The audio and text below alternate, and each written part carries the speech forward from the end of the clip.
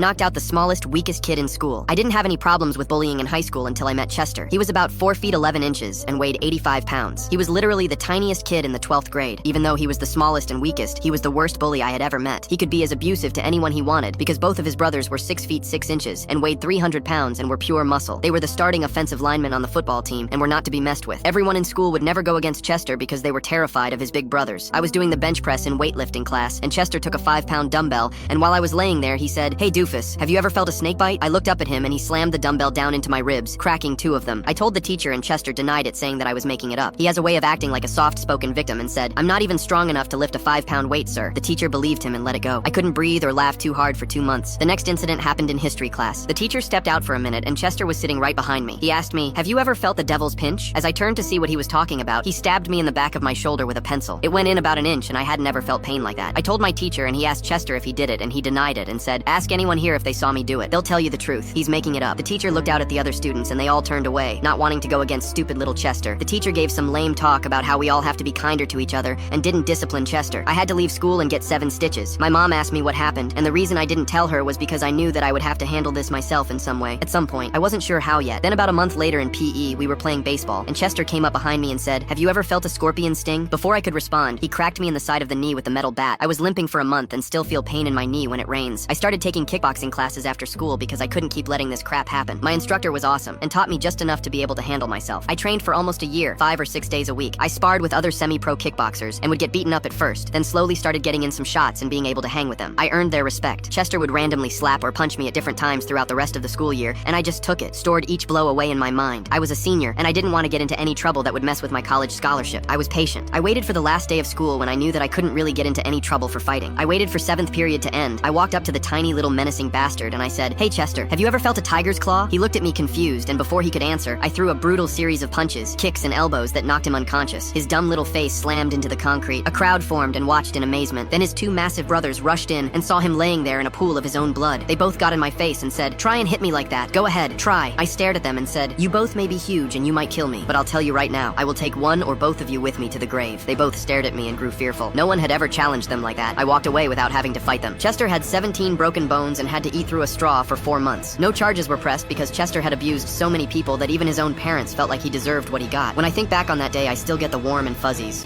Take a screenshot and scan the QR code, search for the code on TikTok, and watch the second part for free.